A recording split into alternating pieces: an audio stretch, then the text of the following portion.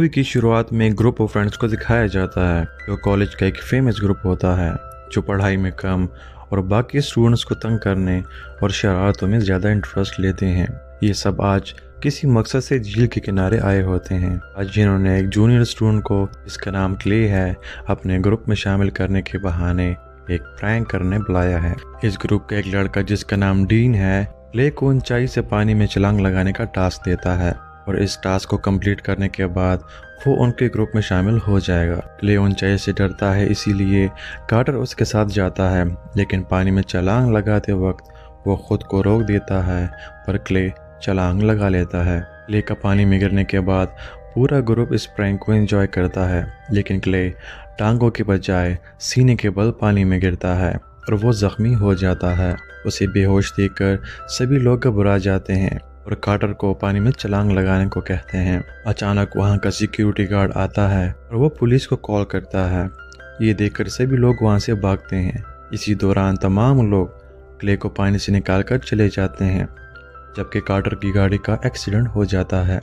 लेकिन clay prank का जिक्र पुलिस से नहीं करता और कार्टर बच जाता है, लेकिन इस बात से उसकी मामा बहुत नाराज़ होती है और अगले दिन उसे चर्च ले जाती है, जहां फादर तमाम आने वालों की सलामती के लिए दुआ करता है, जहां उसकी बेटी जेमी भी होती है जो कोरस का हिस्सा होती है।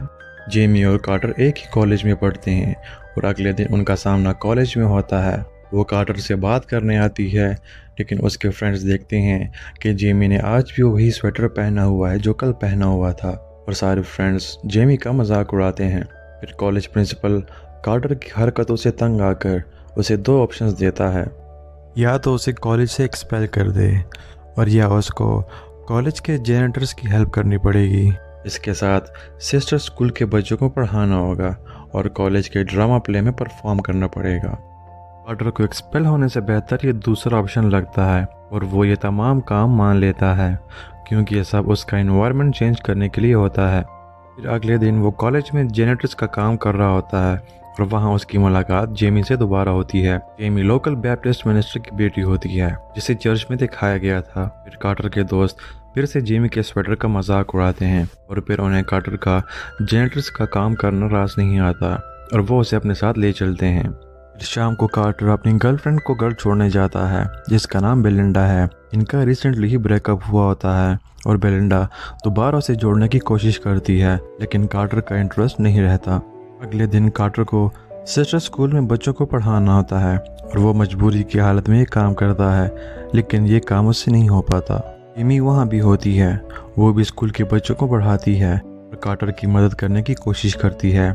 साथ में ये भी बताती है कि उसे हॉस्पिटल में क्ले से मिलने जाना चाहिए, लेकिन कार्टर को ये बात बहुत बुरी लगती है और फिर जेमी उसकी रूड बिहेवियर से परेशान हो जाती है। फिर कार्टर को कॉलेज प्ले में परफॉर्म करने रिहर्सल जाना पड़ता है, जहां प्ले में उसे एक अहम रोल मिलता है, लेकिन कार्टर उसके लिए भी तैयार नहीं होता और एक्ट करना उसके लिए मुश्किल होता है। फिर जाते हुए उसका दोस्त एरिक उसे लेने नहीं आता, तब मजबूरी की हालत में उसे जेमी से लिफ्ट मांगनी पड़ती है।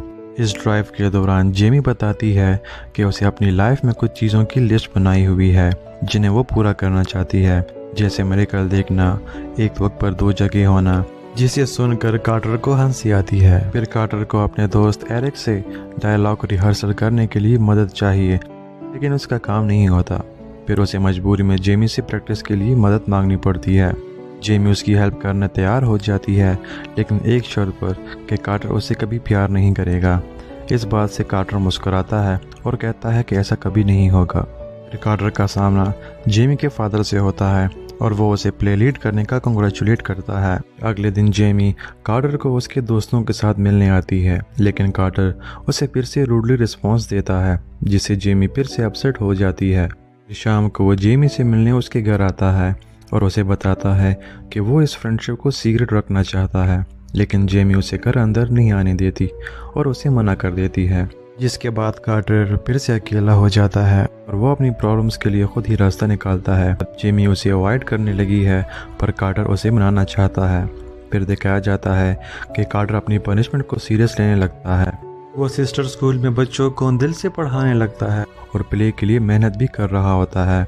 और आउट ऑफ द बॉक्स वो रिहाब सेंटर जाता है और क्ले से मिलता है। और फिर उसको सॉरी करता है। उसके बाद क्ले और कार्टर दोस्त भी बन जाते हैं।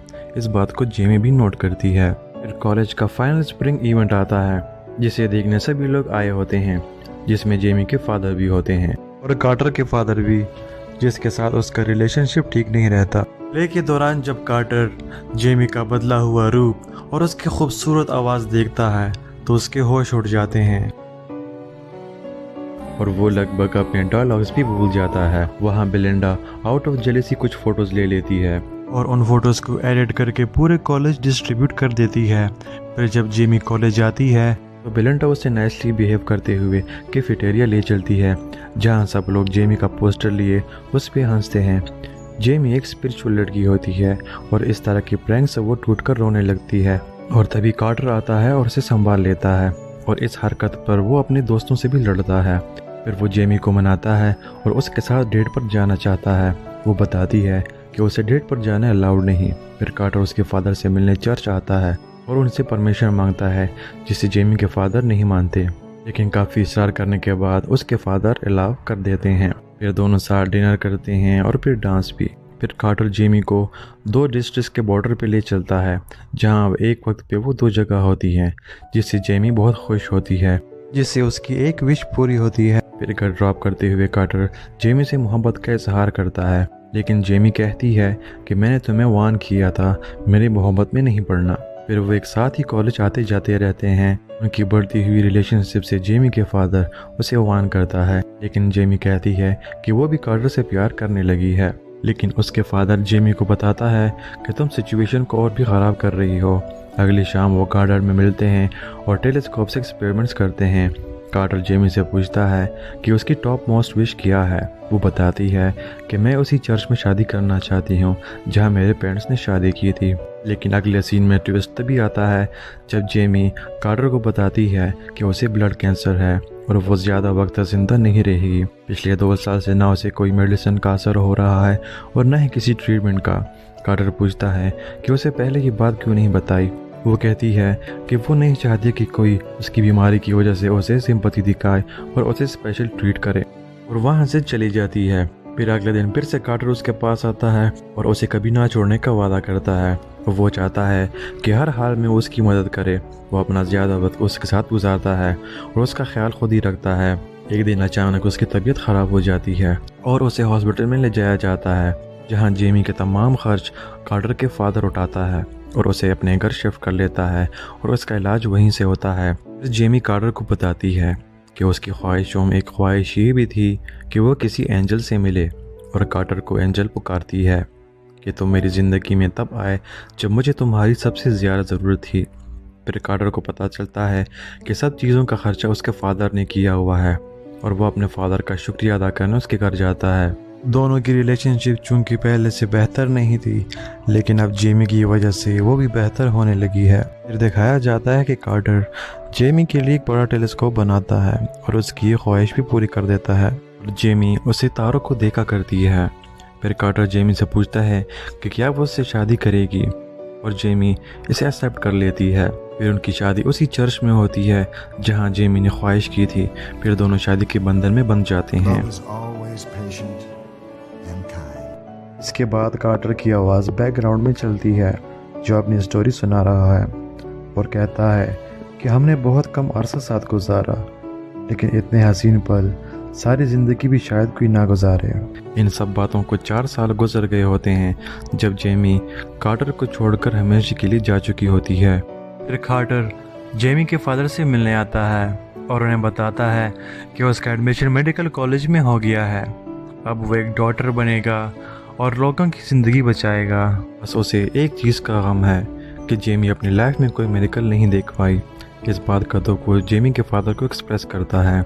जेमी के फादर कहते हैं कि जेमी की लाइफ का सबसे बड़ा मिरेकल तुम थे। फिर कार्टर की तसल्ली हो जाती है कि जेमी के सारे विशेस पूरी हो गई हैं और उसका चेहरे पे जेमी को याद करके एक मुस्कान होती है। जो सनसेट देख रहा होता है और आसमान की तरफ देखते हुए मुस्कराता है। और फिर मूवी यहाँ ख़त्म हो जाती है। उम्मीद करता हूँ आपको ये वीडियो अच्छी लगी होगी। फिर मुलाकात होगी एक और स्टोरी के साथ।